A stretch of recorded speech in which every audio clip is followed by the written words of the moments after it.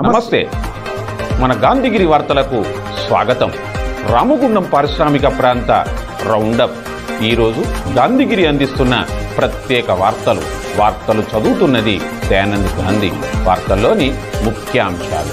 Auto డ్రైవర్ల ఐక్యత కోసం జేఏసీ, సింగరేణి మారుపేర్ల డిపెండెంట్ల ఆవేదన వేదన, రియాజ్ అహ్మద్ అరెస్ట్ అక్రమం, ఇక్కడ బస్తీ మే సవాల్. వివరాలు.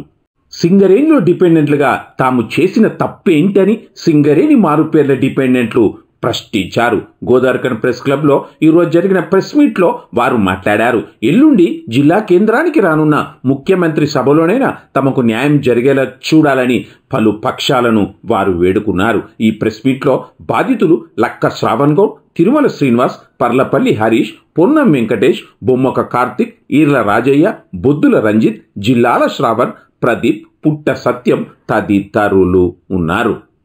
డిపెండెంట్ గా మీరు చేసిన తప్పేమిటి అని యాజమాన్యాన్ని మేము ప్రశ్నిస్తున్నాం. గత 30 సంవత్సరాల కింద చూసుకున్నట్టు ఏది ఉంటే 1965-70 సంవత్సరంలో ఎవరు కూడా సింగరేణి ఉద్యోగం చేయడానికి రానున్నటువంటి రోజు అది. ఆ రోజుల్లో సింగరేణికి ఉత్పత్తి కావాలని ఎవరైతే ఏంది అని చెప్పేసి ఆ రోజు ఎవరైతే ఎక్కడ ఊర్లలోకి వెళ్ళి ఎవరైతే దొరికితే వాళ్లకు ఫేక్ కావాలని వాళ్ళే దొంగ ఎంప్లాయ్మెంట్ కార్డు ఇచ్చి వాళ్ళను ఉద్యోగాలు చేయించుకున్నారు. 30 సంవత్సరాలు వాళ్ళు కారడి చీకట్లో ఉద్యోగాలు చేసి ఇవాళ ఏదైతే ఇంతకుముందు ప్రభుత్వం బీఆర్ఎస్ ప్రభుత్వంలో కారుణ్య నియమ కింద వాళ్ళ కొడుకులకు ఇన్ని రోజులు కష్టపడ్డారు కదా, వాళ్ళ కొడుకులకు ఉద్యోగాలు ఇచ్చుకోవచ్చు అని చెప్పేసి ఆయన ఏదైతే చెప్పినటువంటి కేసీఆర్ చెప్పినటువంటిది నడుస్తుందో దాని కింద 30 సంవత్సరాలు ఏదైతే దొంగ పేర్ల మీద ఉద్యోగాలు మా తండ్రులు చేసిల్లో వాటి మీద మేము సంత పేర్ల మీద చదువుకున్నాం. సంత పేర్ల మీద మేము డిగ్రీలు బీటెక్లు చదువుకున్నా కూడా ఇవాళ మేము ఆధార్ కార్డు మార్చుకోవాల్సి వచ్చింది.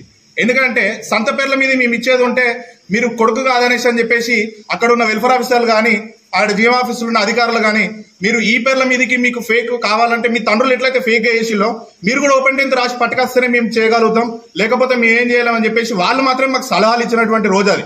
అట్లాంటిది మేము ఫేక్ గానే మేము కూడా వాళ్ళు అధికారులు ఏదైతే చెప్పిల్లో అదే విధంగానే మేము చేశాం. మేము ఓపెన్ 10th రాసి ఆధార్ కార్డులు మార్చుకొని ఇవాళ మేము అప్లికేషన్లు పెట్టడం జరిగింది.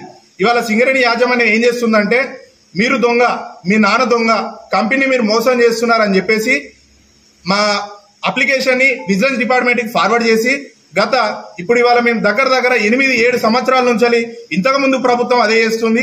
ఇప్పుడున్న ప్రభుత్వం అయినా కానీ ఇప్పుడు అధికారంలోకి వీళ్ళు వచ్చారు కాబట్టి కాంగ్రెస్ పార్టీ ఖచ్చితంగా అప్పుడు బీఆర్ఎస్ పార్టీ ఏదైతే చెప్పిందో వాళ్ళు చేస్తా అని చెప్పేసి అని అన్నారు. కొద్ది సమయంలో అప్పుడు ఏదైతే టీబీజీకేఎస్ నాయకుల వల్లనే మెయిన్ గా అది జరగలేకపోయింది. పైన కేసీఆర్ గాని కవితక్క గాని వాళ్ళందరి దగ్గరికి స్వయంగా మేమే వెళ్ళడం జరిగింది. మేము మా బాధను చెప్పుకున్నాక వాళ్ళు క్లియర్ చేస్తా అన్నారు. కానీ కేవలం టీబీజీకేఎస్ నాయకులు ఒకరికి చేపిస్తే నాకు 5 లక్షలు వస్తాయి, ఒకరికి చేపిస్తే నాకు 2 లక్షలు వస్తాయి అని చెప్పేసి ఇవాళ వాళ్ళు మాకు చేయలేకపోయినటువంటి రోజు అది. కేసీఆర్ చెప్పిండు నువ్వు ఉద్యోగాలు వాళ్ళకి ఏవైతే ఉన్నాయో వాళ్ళకి చేయొచ్చు, ఏం కాదనేసి అన్నారు. కానీ టీబీజీకేఎస్ నాయకులు ఏమన్నారంటే కావాలని మా సింగరేణిలో ఎలక్షన్ టైం పీరియడ్ వచ్చినప్పుడు మాత్రమే చేస్తే మనకు ఇంతకు ముందు గెలిచినట్టుగా ఇవాళ మనం గెలుస్తామని చెప్పేసి టీబీజీకేఎస్ నాయకులు అన్నారు. ఇది కేసీఆర్ తప్పు కాదు, టీబీజీకేఎస్ నాయకులు చేసినటువంటి తప్పే. ఇవాళ మా పాపం వల్ల ఖచ్చితంగా తాకుతుంది. మేము ప్రతిరోజు ఏడుస్తున్నాం. ఇవాళ మేము సంత పేర్ల మీద డిగ్రీలు బీటెక్ చదువుకున్నా కూడా ఇవాళ మేము బట్టల షాపులలో బొల్ల షాపులలో పనిచేస్తున్నట్టు లక్ష్మీనగర్లో ఇలా ఎంతో మంది మేము పనిచేస్తున్నాం. మాకు ఇవాళ మా గతి ఖచ్చితంగా మీరు చేస్తున్నటువంటిదే.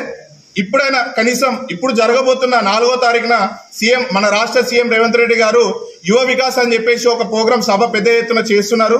సో దానికి యువ వికాస్ అంటేనే యువకులకు ఖచ్చితంగా వారి ఏమైనా బాధలు ఉన్నట్టు ఏదంటే తెలియజేసుకొని వాళ్ళకు ఉద్యోగాలు ఇచ్చే సభ.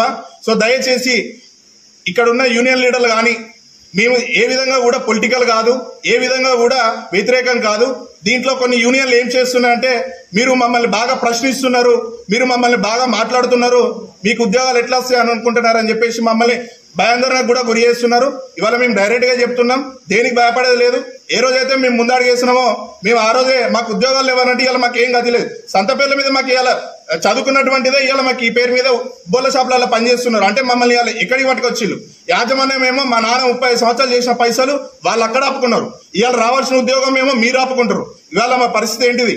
మాకు ఇవాళ చావే దిక్కన్నట్టుగా మేము ఇవాళ ఉండాల్సి వస్తుంది. ఖచ్చితంగా మేము చాలా ధైర్యంగా పోరాడతాం. ఇక ముందు కూడా చాలా విజృంభించాల్సి వస్తుంది. కేవలం మేము అడిగేది మీరు ఏదైతే దొంగ సర్టిఫికేట్ అని చెప్పేసి మాకు ఎంప్లాయ్మెంట్ కార్డు మా నాన్నలకు సృష్టించలో ఇవాళ అదే ఉద్యోగాలు మేము అడుగుతున్నాం. దీన్ని మీరు వన్ టైం సెటిల్మెంట్ కింద ఇవ్వచ్చు. అది ఆల్రెడీ ఇంతకుముందు ప్రభుత్వంలో అనుకున్నదే. మీరు కూడా దాన్ని కొంచెం పరిశీలించి ఎవరైతే నిజంగా వాళ్ళ తండ్రి ఆయన కొడుకే అనేది ఉంటే వాళ్ళకు ఉద్యోగాలు ఇవ్వండి. ఒకవేళ దొంగలు ఎవరైనా ఉండేది ఉంటే వాళ్ళకి ఇవ్వకండి. ఖచ్చితంగా మీరు దీన్ని న్యాయం చేయాలనేసి మేము కోరుకుంటున్నాం. ఇప్పుడు రాబోతున్న 4 తారీఖు సీఎం సభకు దాంట్లో మన రామగుండం నియోజకవర్గం ఎమ్మెల్యే గారు కానీ, ఐఎన్టీయూసీ జనప్రసాద్ గారు కానీ, ఇంకా ఇక్కడ ఉన్న యూనియన్ లీడర్లు కానీ, ఇప్పుడు ఇక్కడ మన లోకల్లోనే IT minister Sridhar Babu sir కానీ, ఎంపీ వివేకన్న గారు అయినా కూడా వీళ్ళంతా కూడా లోకల్లో ఎటువంటి సమస్యలు ఉన్నా తొందరగా పరిష్కరిస్తున్నారు. సో ఇది 8 సంవత్సరాలు 7 సంవత్సరాల నుంచి మేము చాలా బాధపడుతున్నాం. దీర్ఘకాలంగా సమస్య ఇది. ముందు దీన్ని ఖచ్చితంగా సమస్య రేవంత్ రెడ్డి దృష్టికి తీసుకెళ్లి మా సమస్యను అంత ఎత్తున అంత యువ వికాస్ అనే సభలో మార్పేర్ల గురించి మాది మాట్లాడించేది ఉంటే ఇవాళ మేము ఎంతో సంతోషంగా ఉంటాం. మాకు ధైర్యం నింపాలనేసి మేము కోరుకుంటున్నాం. సో దయచేసి చేతులు జోడించి ఇక్కడ ఉన్న అన్ని లీడర్లను మేము కోరుకునేది ఏంటంటే ఇలా మేము దయచేసి అని మాత్రమే అంటున్నాం. ఏ విధంగా కూడా మేము వ్యతిరేకంగా మాట్లాడలేదు. మాకు ఖచ్చితంగా ఆ సభలో మా గురించి మాట్లాడించాలనేసి కోరుకుంటున్నాం. ఎన్నికల సమయంలో సింగరేణి కార్మికులకు కాంగ్రెస్ ప్రభుత్వం ఇచ్చిన హామీలను ఒక్కొక్కటిగా నెరవేర్చుకుంటూ వెళ్తుందని ఎల్లుండి పెద్దపల్లి జిల్లా కేంద్రంలో జరగనున్న ముఖ్యమంత్రి రేవంత్ రెడ్డి సభకు తరలి రావడానికి సింగరేణి కార్మిక వర్గం ఉవ్విల్లూరుతున్నారని INTUC secretary minimum wage board chairman Janak Prasad అన్నారు. గోదావరికని ప్రెస్ క్లబ్లో ఈరోజు జరిగిన ప్రెస్ మీట్లో జనక్ ప్రసాద్ మాట్లాడారు. ఈ ప్రెస్ మీట్లో నాయకులు పి ధర్మపురి, ఎస్ నరసింహారెడ్డి, వంగలక్ష్మీపతి గౌడ్, సదానందం, వికాస్ కుమార్ తదితరులు ఉన్నారు. 10 ఏళ్లు బీఆర్ఎస్ ప్రభుత్వం ప్రజల ఆకాంక్షలకి వాళ్ళ ఆశలకు దగ్గరగా పనిచేయలేకపోవడం వల్ల వాళ్ళ ఇంటికి పంపించడం జరిగింది. ప్రధానంగా కాంగ్రెస్ పార్టీ నాయకురాలు సోనియా గాంధీ గారు తెలంగాణ ఇస్తే కేసీఆర్ కుటుంబ సమేతంగా ఢిల్లీ పోయి సోనియా గాంధీ కాళ్ళు మొక్కి మా టీఆర్ఎస్ పార్టీని కాంగ్రెస్ లో కలుద్దాం అని చెప్పి టోకా చేసి ఇచ్చాడు. అంతేకాదు చరిత్రాత్మకమైన సింగరేణి కాలేజీలో కార్మికులు తెలంగాణ ఆకాంక్ష కోసం సమ్మె చేస్తే వాళ్ళని కోపం ఇచ్చాడు. సింగరేణి కార్మికులకి కొత్త బొగ్గు బయలుదేరుతున్నాడు, కొత్త కోటలు కడతాడు, సూపర్ స్పెషాలిటీ అన్నాడు, పేర్లు మార్పు చేస్తున్నాడు. అన్ని రకాలుగా కార్మికులు వాగ్దానం చేసి మోసం చేసిండు. కాబట్టి సింగరేణి కాంగ్రెస్ ఉన్న 6 జిల్లాల్లో 11 నియోజకవర్గాల్లో 10 నియోజకవర్గాల కాంగ్రెస్ పార్టీ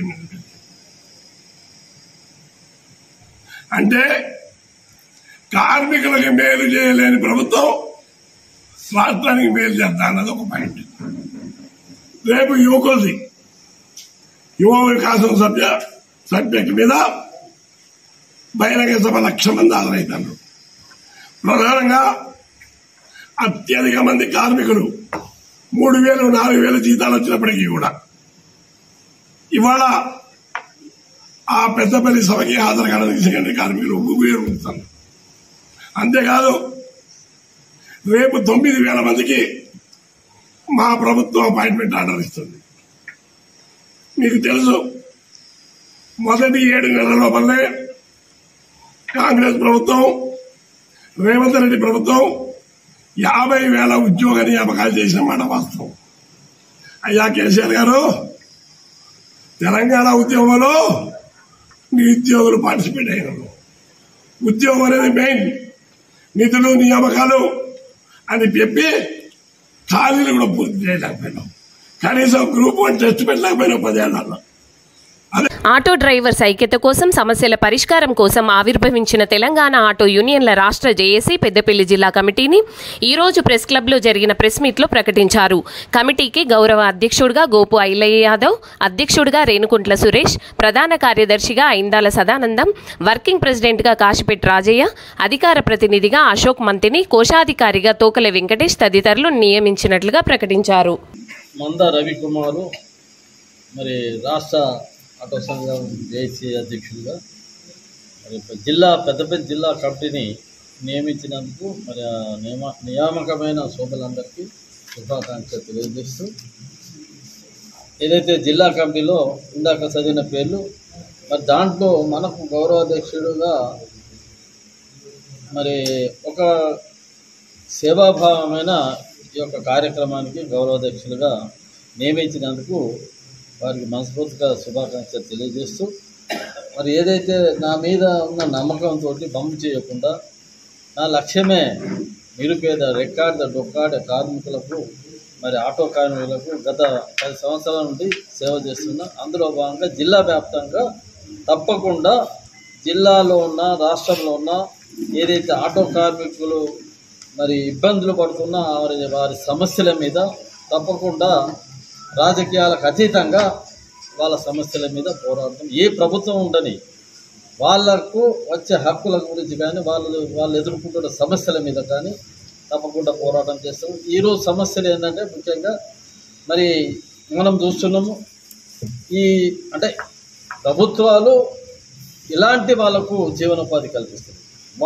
వాళ్ళు ఆటో కార్మికులు స్వయం కృషితోటి మరి ప్రైవేట్ లోన్లు తీసుకొని గవర్నమెంట్ లోన్లు తీసుకొని నిరంతరము ఆటోలు నడుపుకుంటూ వాళ్ళ కుటుంబాన్ని పోషిస్తూ మరి బతుకుతున్న తరుణంలో మరి ప్రభుత్వాలు మరి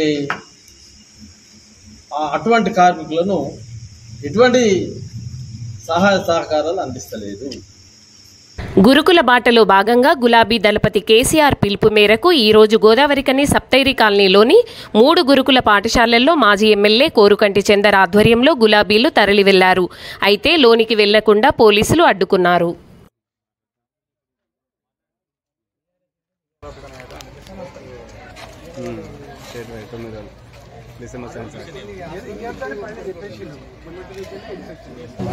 విపక్ష నాయకులుగా మనకైతే బాధ్యత ఉన్నది కదా.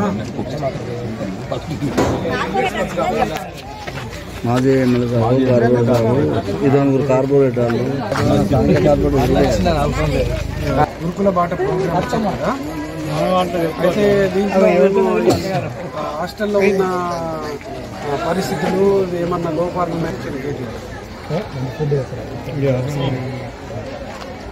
No problem. ఏర్పాట్లు ఎట్లా జరుగుతున్నాయి, రైస్ ఎట్లున్నాయి, తర్వాత వాటర్ ఆనాడు కేసీఆర్ గారు గురుకుల పాఠశాలలు ఏర్పాటు చేసి పేద పిల్లలకు ఒక మంచి విద్యను అందించాలి అనే ఒక మంచి గొప్ప ఆలోచన కొద్దీ ఈ పారిశ్రామిక ప్రాంతంలోనే కాకుండా అన్ని నియోజకవర్గాలలో గురుకుల పాఠశాలను కూడా ఏర్పాటు చేసినటువంటి సందర్భంలో వారి సంబంధించినటువంటి పిల్లలందరూ కూడా గొప్పగా చదవాలని తల్లిదండ్రులు పంపిస్తే ఇలా ముక్కు పచ్చలారనటువంటి పిల్లలు 48 మంది మృత్యువాత పడ్డటువంటి సంగతి కూడా మనం కళ్ళారు చూసినాం. అందుకోసమే బీఆర్ఎస్ పార్టీ ఒక ప్రతిపక్ష పాత్రను కేటీఆర్ అన్న నాయకత్వంలో ఇలా ప్రశ్నించేటువంటి విధంగా ఈ ప్రభుత్వాన్ని మేల్కొల్పేటువంటి విధంగా ఇక్కడున్నటువంటి పరిస్థితులను ప్రజల దృష్టికి ప్రభుత్వం దృష్టికి తెచ్చేటువంటి విధంగా ఈ యొక్క గురుకుల బాట కార్యక్రమాన్ని పెట్టుకుంటే కనీసం ఈ గురుకుల బాటకు సంబంధించినటువంటి వెళ్ళినప్పుడు అక్కడ ఉన్నటువంటి స్థితిగతులను చెప్పాలనే ప్రిన్సిపల్ అడిగితే కూడా గేటు మూసివేసుకొని అనుమతి లేదని మాట్లాడుతున్నటువంటి పరిస్థితి నిజంగా దుర్మార్గం. ఇంత నిర్బంధ పాలనతోని అసలు పిల్లలను ఏం చేస్తారు, అసలు ఆ పాఠశాలను కొనసాగిస్తారా లేదా? మీరు నిజంగానే ఆ గురుకుల పాఠశాలను మంచిగా నడిపిస్తే మేము గొప్పగా నడిపిస్తున్నామని చూపెట్టండి. మేము ఈ ప్రాంతంలో 5 ఏళ్ళు ఎమ్మెల్యేగా పరిపాలన చేసినటువంటి వాళ్ళమే. మరి పరిస్థితి చూడడానికి వస్తే కూడా ఆపడం అనేది నిజంగా చాలా దుర్మార్గం. ఇంత దుర్మార్గమైనటువంటి నిర్బంధ పాలన తప్పకుండా ఇటువంటి పాలనకు ప్రజల నుంచి తిరుగుబాటు తప్పదు, విద్యార్థుల నుంచి తిరుగుబాటు తప్పదు. వాళ్ళను జైళ్ళల్లో పెట్టి ఏదో మేము చెప్పిందే వినాలి, చేసిందే చూడాలి, పెట్టిందే తినాలనేటువంటి ఒక దుర్మార్గమైనటువంటి పరిపాలన తప్పకుండా ప్రజల నుంచి ప్రజాక్షేత్రం నుంచి తిరుగుబాటు తప్పదు అని కూడా ఈ సందర్భంగా మేము ఈ ప్రభుత్వానికి పాలకులకు హెచ్చరిక చేస్తూ జిల్లా కేంద్రం పెద్దపల్లికి వస్తున్న ముఖ్యమంత్రి సింగరేణి కార్మికులకు ఇచ్చిన హామీల మీద స్పష్టమైన ప్రకటన చేయాలని సింగరేణి కార్మిక సంఘాల ఐక్యవేదిక నేతలు డిమాండ్ చేశారు. గోదావరికని ప్రెస్ క్లబ్లో ఈ రోజు జరిగిన ప్రెస్ మీట్లో వారు మాట్లాడారు. ఈ ప్రెస్ మీట్లో నాయకులు T Srinivas, G Ramulu, I Krishna, ఈ నరేష్ తదితరులు ఉన్నారు. పెద్దపల్లి కేంద్రంలో 4వ తారీఖున రాష్ట్ర ముఖ్యమంత్రి గారు బహిరంగ సభ పెట్టబోతా ఉన్నాడు. ఈ సందర్భంగా ఒక సంవత్సరం పూర్తయింది వాళ్ళ పాలన. అదేవిధంగా ఒక సంవత్సరం కింద ఇచ్చినటువంటి కార్మిక వర్గానికి కార్మిక డిక్లరేషన్ కింద ప్రకటించినటువంటి ఏ హామీ కూడా ఈనాటికి అమలు కాలేదు. ప్రధానంగా సింగరేణి సంస్థకు సంబంధించినటువంటి సింగరేణి సంస్థ భవిష్యత్ అనేటువంటిది సంక్షోభంలో ఉందనేది అందరికీ తెలుసు. ఇంకో 10 సంవత్సరాల్లో సింగరేణి బోర్డు తప్ప కార్మికుల సంఖ్య గణనీయంగా, పర్మనెంట్ కార్మికుల సంఖ్య, అసలు సింగరేణి ఉత్పత్తులు కూడా పెద్ద ఎత్తున తగ్గేటువంటి ఒక ప్రమాదం ఉంది. ఇది మేము చెప్పట్లేదు, సింగరేణి యాజమాన్యం ఇచ్చినటువంటి కీనోట్ అంతా కూడా దాన్ని చెప్తా ఉంది. కనుక గత బీఆర్ఎస్ ప్రభుత్వం సింగరేణిలో కొత్త బ్లాకులను ప్రైవేటీకరణకి ఇవ్వకుండా ఆపలేకపోయింది. అదేవిధంగా కొత్త ప్రాజెక్టులు తేలేకపోయినటువంటి పరిస్థితి ఉంది.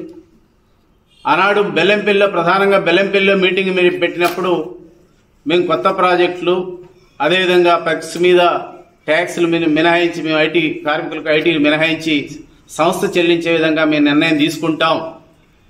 అదేవిధంగా దీర్ఘకాలికంగా ఉన్నటువంటి మార్పిడి ఏదైతుందో దాని మీద సింగరేణి కార్మికులకు సొంత ఇల్లు, 250 గజాల స్థలం, 20,000 వడ్డీ లేని రుణం ఏదైతుందో ఇది ఒక కలలాగా మిగిలింది. ఈ ప్రభుత్వం కూడా దీన్ని అమలు చేయటం లేదు. ప్రధానంగా మార్పేర్ల విషయం, వడ్డీ లేని రుణం అనేటువంటిది గత ప్రభుత్వాల నుంచి ఉంది. ఈ ప్రభుత్వం దాన్ని కొనసాగింపుగా హామీ ఇచ్చింది, కానీ ఈనాటికి కూడా అమలు కాలేదు. అందుకే మేము కోరేటువంటిది వాళ్ళ ప్రధానంగా సింగరేణి సంస్థ పరిరక్షించబడాలంటే మీ ప్రభుత్వం, కాంగ్రెస్ ప్రభుత్వం ముందు ఇప్పటికే బ్లాకుల్ని, ఒక 2 బ్లాకుల్ని ఇతరులకు ఇచ్చున్నది, ఇంకో 2 బ్లాకులు ఉన్నాయి, ఇంకా కొత్త బ్లాకులు ఉన్నాయి. ఇది సింగరేణి సంస్థకు సంబంధించినటువంటి ఇవన్నీ కూడా. ఈ బ్లాకుల్ని మీరు ఆపండి, మీరు కేంద్ర ప్రభుత్వం దగ్గరికి పోయి ఆపండి. మీరు బీజేపీ ప్రభుత్వం గుజరాత్లో, ఇతర రాష్ట్రాల్లో ఏదైతే నామినేషన్ పద్ధతిలో వాళ్ళకి కేటాయించేటువంటి అలొకేషన్ చేసేటువంటి పద్ధతి ఉందో, కాంగ్రెస్ ప్రభుత్వం కూడా మీరు అక్కడికి పోయి మీరు ఈ రాష్ట్ర ప్రభుత్వానికి అవసరం సింగరేణి బొగ్గు పరిశ్రమ నడవాలంటే, సింగరేణి సంస్థ నడవాలంటే, దీని మనగడ ఉండాలంటే కొత్త ప్రాజెక్టు తప్ప ఇంకో మార్గం లేదనేటువంటిది ఈ ప్రభుత్వం మీరు ఒత్తిడి చేయాల్సిన అవసరం ఉంది.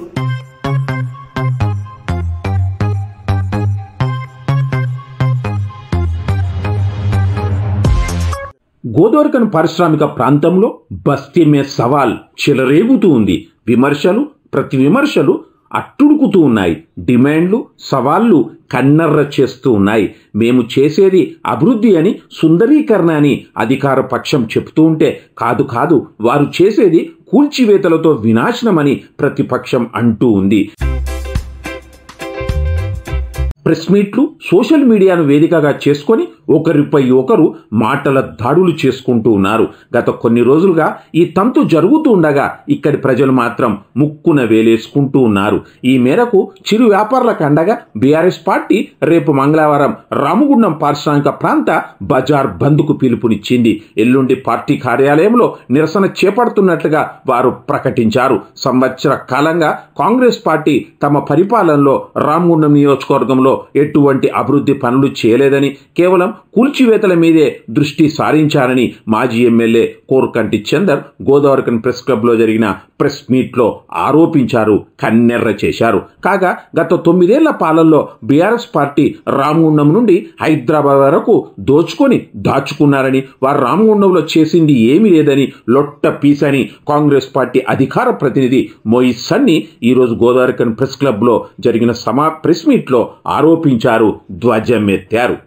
ఈ చిరు వ్యాపారస్తులకు, రోడ్డు వెడల్పులో నష్టపోతున్నటువంటి వాళ్లకు అండగా నిలుస్తూ ఇలా డిమాండ్ చేస్తూ ఉన్నాం. వారికి నష్టపరిహారం తప్పకుండా ఇవ్వాలి. వారు ఏదైతే దుకాణం 5 ఫీట్లో 6 ఫీట్లో పోతే, గోడకు పోతే దానికి సంబంధించినటువంటి కట్టుకొని పరిస్థితిలో ఉంటారు. వారికి మరి ఏమిస్తారు? ఏందో వాళ్ళకు చెప్పాలి. చెప్పకుండానే సడన్లీ మిషన్లు తీసుకుపోయి పెట్టేసి తీసేస్తామంటే ఇది సరైనది కాదు. ప్రజాపాలన అంటే ఇదేనా? ప్రజల ఆమోదం తీసుకున్న తర్వాత వాళ్ళకి ఏమైనా నష్టం జరిగితే ప్రభుత్వం ద్వారా నష్టపరిహారం ఇప్పించండి. రేపు ముఖ్యమంత్రి గారు వస్తున్నారు, ముఖ్యమంత్రి గారితో మాట్లాడి ప్రత్యేకమైనటువంటి నిధి తీసుకొని వాళ్లకు ఇప్పించండి. సింగరేణి వాళ్ళతో మాట్లాడి మొట్టమొదలుగా ఇప్పుడు చౌరస్తాలో రైట్ సైడ్ వాళ్ళ సెటర్లు పోతున్నాయని ఒక 8 సెటర్లు 9 సెటర్లు వేసి చాలా సంతోషం. అట్లనే ఏ వ్యాపారిది చిరు వ్యాపారస్తునికి ఎక్కడనైనా నష్టం జరిగే విధంగా తీసేయాలనే ఆలోచన ఉంటే వారికి ప్రత్యామ్నాయాన్ని చూపించిన తర్వాతనే తీసివేయాలని డిమాండ్ చేస్తూ నష్టపరిహారాన్ని ఇవ్వాలని డిమాండ్ చేస్తూ 3వ తారీఖు నాడు రామగుండం పారిశ్రామిక ప్రాంతం అంతా కూడా బీఆర్ఎస్ పార్టీ బంద్ పిలుపు ఇవ్వడం జరుగుతూ ఉన్నది. ఈ బంద్కు వ్యాపార వర్గాలు, ఇక్కడ ఉన్నటువంటి ప్రజాస్వామ్యవాదులు, ప్రతి ఒక్కరు కూడా సకల జనులు ఈ బంద్కు సహకారం అందించాలని ఈ సందర్భంగా కోరుతా ఉన్నాం. మాజీ ఎమ్మెల్యే కోరకంటి చందర్ గారు విజయోత్సవాలు ఎందుకు చేస్తుర్రు కాంగ్రెస్ పార్టీ అని ప్రశ్నించారు. ఎన్నికల తర్వాత చందర్ గారికి కళ్ళు కనబడతలేవు, చెవులు వినబడతలేవు, మతి భ్రమించింది.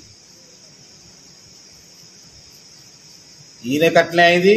వీళ్ళ నాయకుడు కేటీఆర్ కూడా అదే పరిస్థితిలో ఏం పడితే అది మాట్లాడకుండా పోతాడు.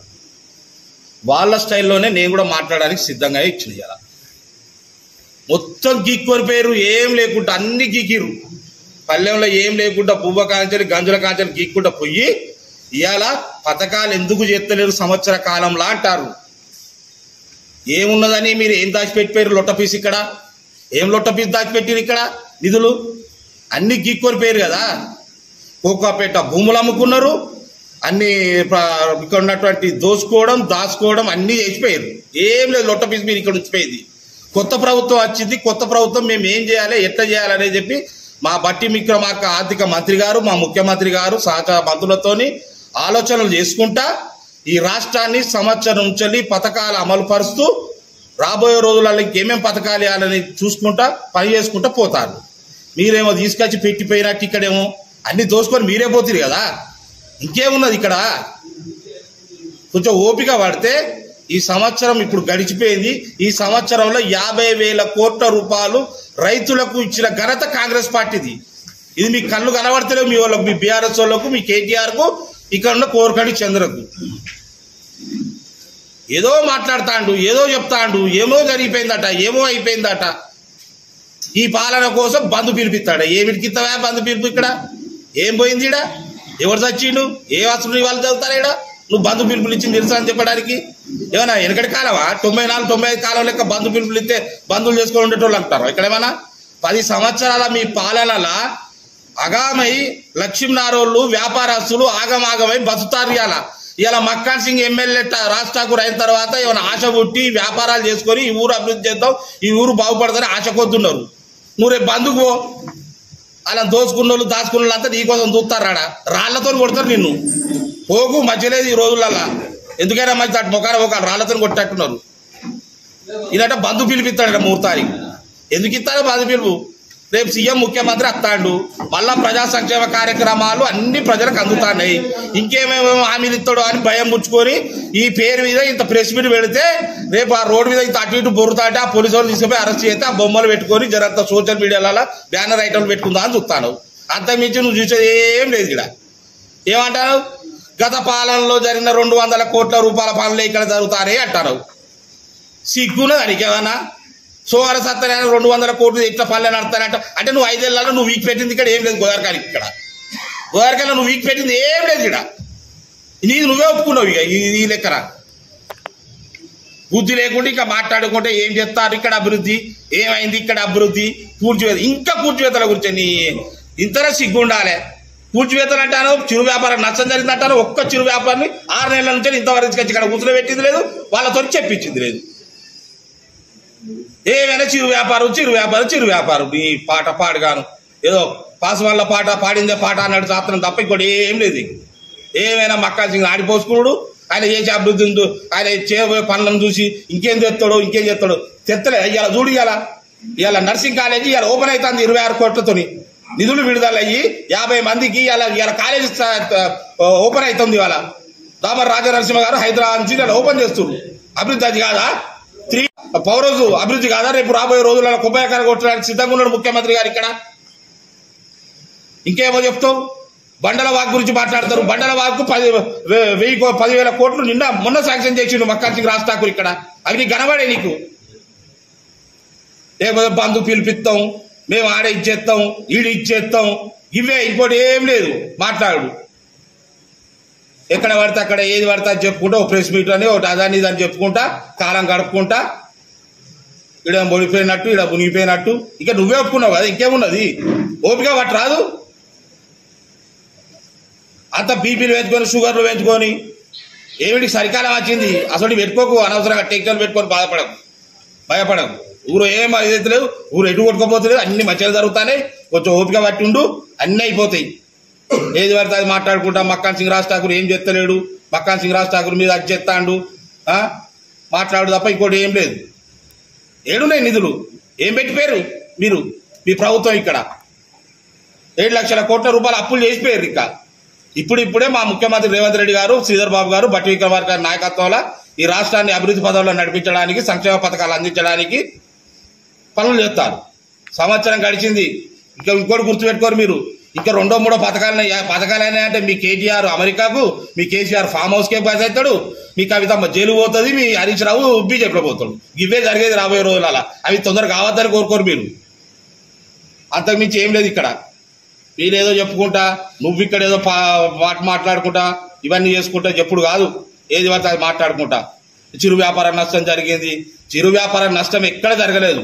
గణేశ్వర్ బోర్డు నుంచి వెళ్ళి వాళ్ళు స్వతంగా వాళ్ళే గతంలో పెట్టి ఆమోదం జరిగింది మున్సిపల్ కౌన్సిల్. అది జరిగిన తర్వాత ఆ రోడ్డుని వాళ్ళు స్వచ్ఛందంగా వాళ్ళు కొట్టుకుంటారు. ఈ రోడ్డు మంచిగా అయితే మాకు షట్టర్లు వేసుకోవచ్చు, ఈ అవి రేకులు గీకులు తీసుకొని బిల్డింగ్ కట్టుకొని షట్టర్లు వేసుకొని వ్యాపారాలు చేసుకోవచ్చు అని వాళ్ళు చూస్తారు. ఇవన్నీ లేకుండా నేను బంధు పిలిపిస్తా, నేను 4 తారీఖు నిరాశిక్ష చేస్తా, చేసుకో. ఎవరి కోసం చేస్తావు? ఆ ఫోటోల కోసం తప్ప నువ్వు చేసేది ఏం లేదు. ఇవన్నీ మాకు తెలుసు. చేసేటన్నీ మేము చూసుకుంటావో, మేము చేసుకుంటూ పోతా అంటాం. అన్ని అభివృద్ధి జరుగుతూనే ఉంటాయి ఇక్కడ ఈ ఊళ్ళో. ఇంతటితో గాంధీగిరి వార్తలు సమాప్తం. నమస్కారం.